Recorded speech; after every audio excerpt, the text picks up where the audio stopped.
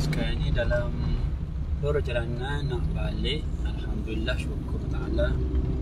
Apapun kepada semua sahabat-sahabat yang telah dipilih oleh Allah Ta'ala, tengok bila saya ucapkan berterima kasih lah ya, sebagai timbal balas ganti kesudian awak tu, maka saya mampu berikan ucapan jutaan terima kasih.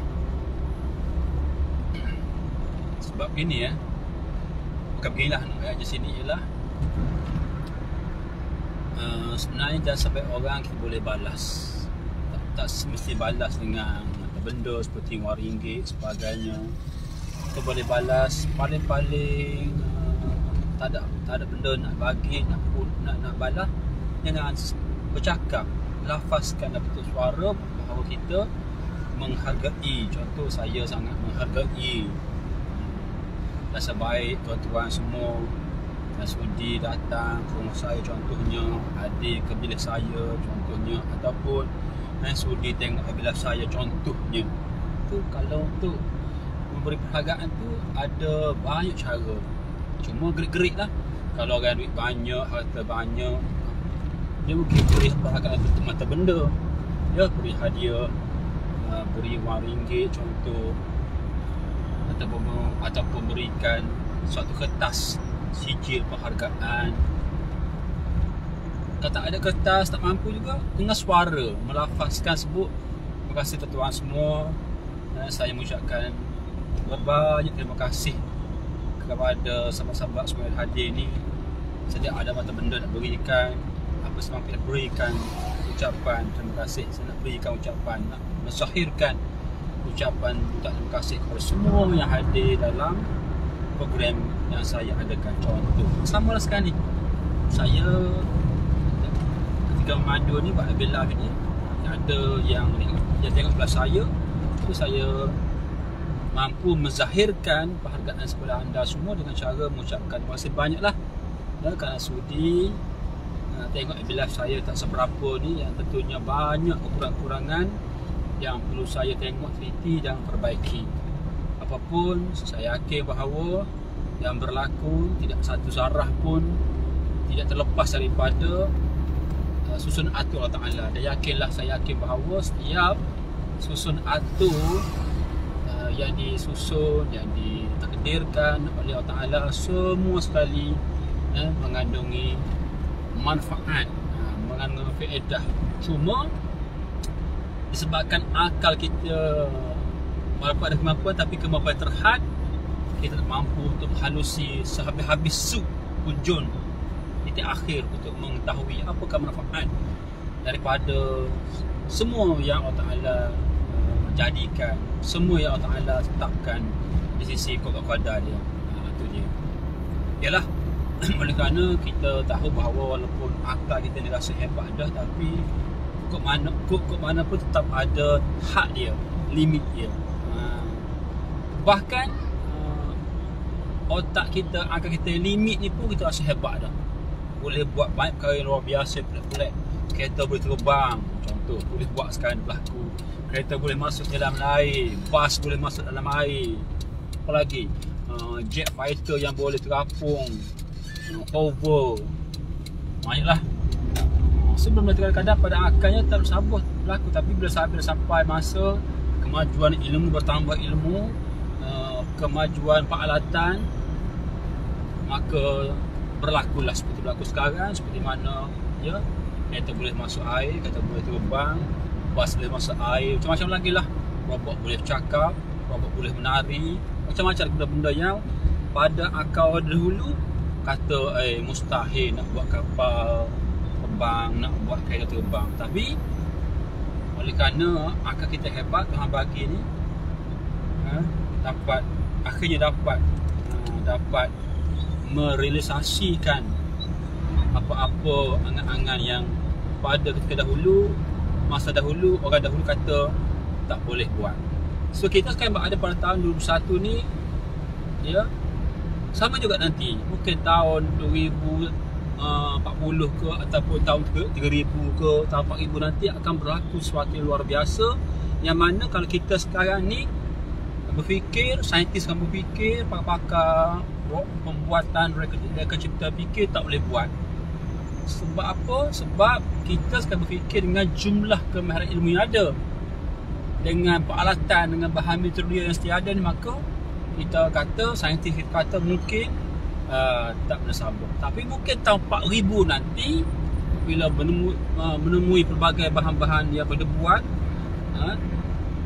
peralatan lebih canggih, ilmu yang lebih mendalam, lebih halus terbongkar, maka saat itu apa yang saintis kita kata pada tahun 2001 ni tak mustahil, pada tahun 4000 nanti, tahun 2000 nanti akan berlaku, akan menjadi realisasi real. Ini tak mustahil, dah harus. Ya, itu dia. So bila kita faham benda ni, maka ia bersuatu pengajaran bahawa ilmu yang ada di sisi kita ni masih lagi amat sikit, dan secara tak langsung di saat yang sama kita sedar bahawa rupa-rupanya banyak lagi lautan ilmu yang kita tak terokai dan belum kuasai lagi. Bahkan yang sekarang pun dah rasa hebat dah, tapi sebenarnya ada jutaan trilion lagi titik-titik ilmu yang belum diterokai, belum terbongkar kerahsiaan dia. Okey, itu dia. Banyak lagi. Saya guna kiasan ilmu ni ibarat lautan yang amat luas. Dah luas, tak ada tebing. Dah luas, tak ada dasar. Maksudnya luasnya tak ada tepi, tak ada tebing, dalamnya tak ada mendasar. Bermaksud kita teroka lautan Hindi Pasifik ni kan, rasa canggih, rasa hebat dia kan. Walaupun rasa meluas, tak habis teroka lagi, tetap ada tebing juga, tetap ada dasar juga. Tapi di sisi ilmu pengetahuan, seolah tidak ada tebing, tidak ada dasar. Nak bertas ni banyak lagi titik ilmu, bidang-bidang ilmu yang kita belum terokai, kita belum bongkar lagi. So ini mengajar kita bahawa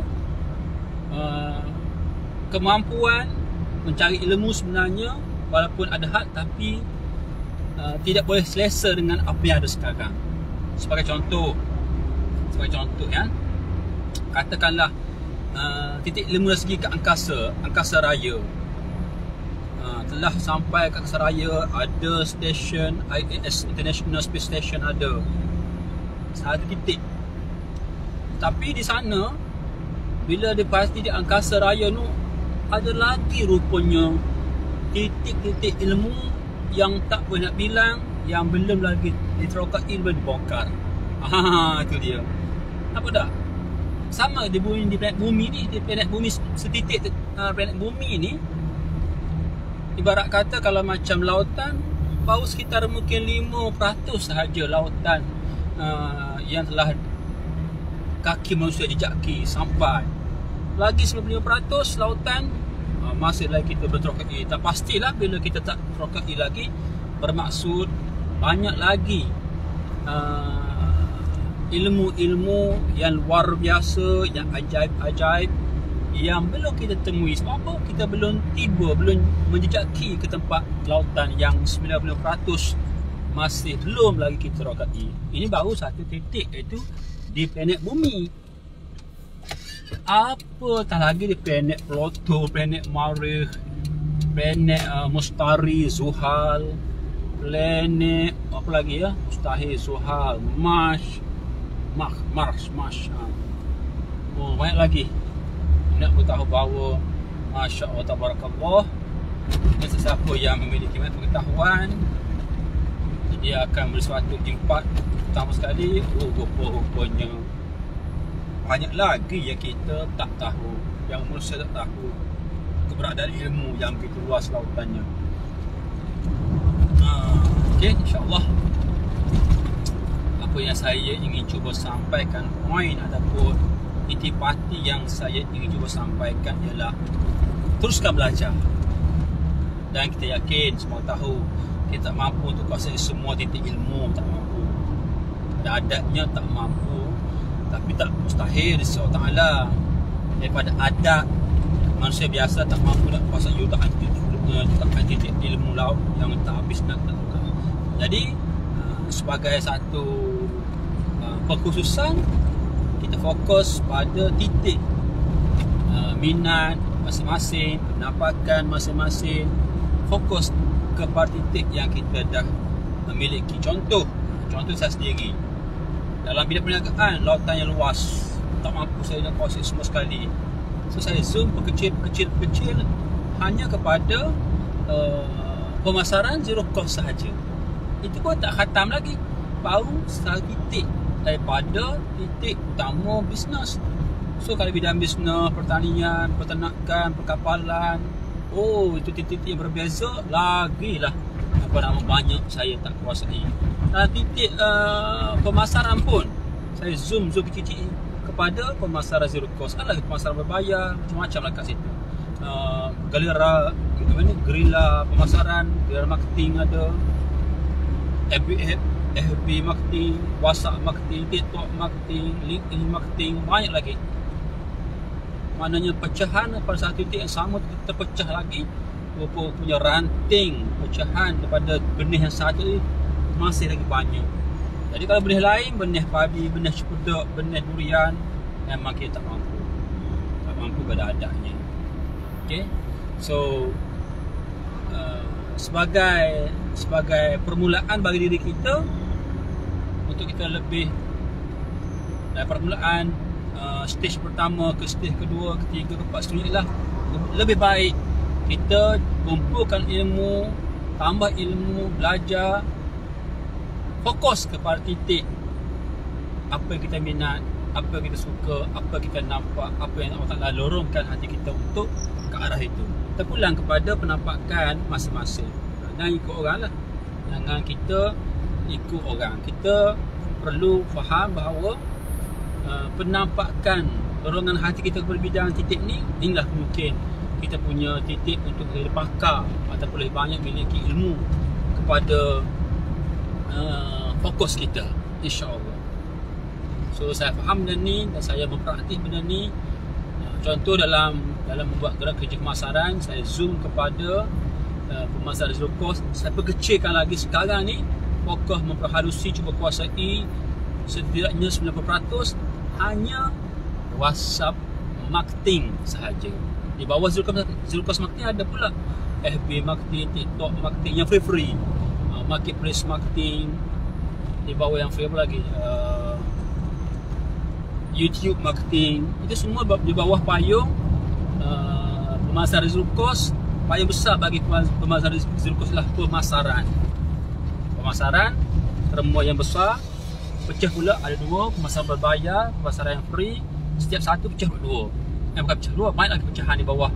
Contoh platform perkakas untuk pemasaran berbayar, macam TV, contohnya radio, upah promoter, billboard, banting, masuk, bus, kios, festival, persatuan. Itu bawah pemasaran yang berbayar.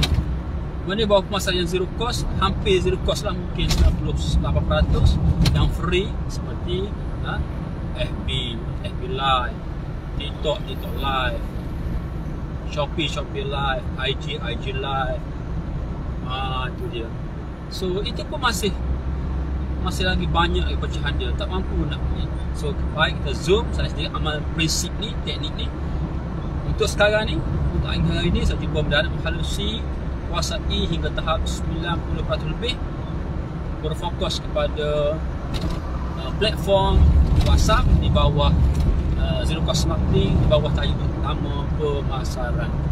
Itu tertib dia, juluju dia, supaya bila kita faham tertib dia, kita mudah faham lah pada satu stage. Kalau tak faham tak boleh. Sekejap kita tak tertib. Contoh B dah balik Q, N, A, Z, D, E, L, O, M, N. Tak boleh. Kena A, B, C, D, E, F, G. Sampailah Z. Kalau dalam konteks belajar, bermula ke pra, pra-sku, naik kepada darjah 1, darjah 2, darjah 3, darjah 4, darjah 5, darjah 6, sekolah menengah tingkat 1, 2, 3, 5, 6. dapatlah masuk universiti pula naik lagi daripada buat ijazah kepada master kepada PhD. Contoh. Bila jelas tertib tadi, so setiap kerangka tadi, kerenah-mehenah tahap satu begini, ada pahit manis dia. Kerenah-mehenah tingkat darjah 2, ada pahit dan juga manis dia. Setiap tahap-tahap, setiap level-level, semua ada pahit dan manis, hitam dan sebagainya. Tak boleh berpisah antara manis dengan pahit kehidupan. So kalau makin tinggi tangga, makin tinggi level, pastilah risikonya tinggi, manisnya tinggi, pahitnya tinggi, manis pun tinggi. Untuk dapatkan ijazah ataupun dapatkan senang PhD, kerenah-mehenah dia juga, dan memberikan impak manis juga hebat besar molek. Itu dia nak faham. InsyaAllah bila kita faham kerangka ni, senang untuk kita memberi penjelasan pada orang, dan orang pun sedap dengar. Orang ni cakap apa? Dia cakap tahap level 1 begini bila habis mana stabil, jom kita naik ke tahap 2. Cerita orang pun tak masa nak habis tahap 2 tu terulang lah. Mungkin tahap 1 ni perlu 5 tahun contoh. Mungkin tahap 2 pula perlu 8 tahun. Tahap 3 pula mungkin 10 tahun contoh. Kan berlaku gitu. Sebab setiap level tidak sama dia punya kerenah-mehenah dia.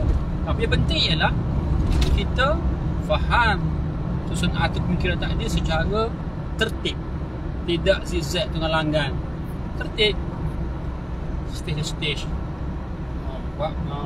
one by one. Itu akan membantu kita mudah faham. Dan bila kita dah faham prinsip ini, kita boleh guna pakai prinsip yang sama untuk bidang berlainan.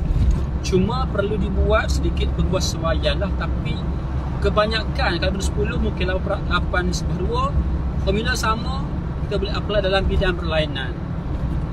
Tapi bila setidaknya kita tahu bahawa basic kerangkanya adalah hampir sama, boleh guna pakai, boleh dibuat penguasaan walaupun dalam bidang yang berbeza.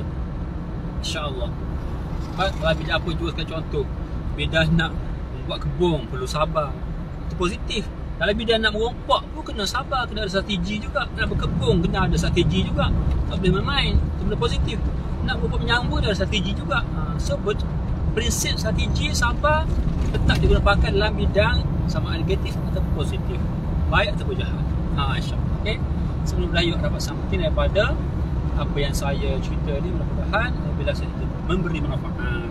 Dan niat saya bukan untuk mengajar awak semua. Saya buat ini sebenarnya khusus untuk saya guna pakai platform FBM untuk saya ulang kaji secara konsisten. Apa-apa sahajalah, poin-poin, info-info, tips-tips, ilmu-ilmu, fakta-fakta, data-data yang saya minta kepada guru saya, daripada cikgu saya. Supaya apa? Bila saya sebut untuk elak daripada terlupa. Bila di masa sama tak terlupa, bermaksud ingatan saya pada fakta, data, info ini semakin kuat. That's why ilmu dia perlu sentiasa diguna pakai. Dengan kata lain, dengan terma lain, istilah lain, sentiasa diulang kaji, diamal. Ini pun sejenis cara untuk kita ingatkan ilmu, kita tak lupa. Ulang cara menggunakan FB, ulang cara menggunakan TikTok dan sebagainya. That's why platform yang ada sekarang tak salah, TikTok ke, Facebook Live ke, Shopee, whatever, semua adalah molek yang salah orang yang menggunakan teknologi dan bermasalah. Menyalahgunakan teknologi untuk ke arah negatif yang tak bagus, yang tak bermoral. So terimalah akibat dia, baik ataupun rugi. Okay? Dan salahkan, ibarat kata tukang buat pisau, Kim buat pisau lah, berlaku pembunuhan. Tak, kita yang membeli pisau dan menggunakan pisau untuk sesuatu yang negatif, melukakan orang tanpa izin sebagainya. Bukan salah tukang buat pisau. Sebab tahu niat tu, sebab niat benda baik.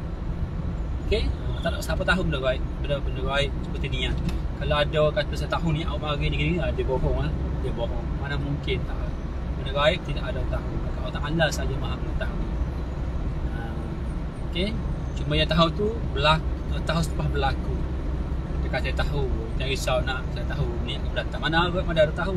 Sebab niat benda baik, tak boleh pegang, tak boleh tengok, tak boleh rasa, tak boleh lihat.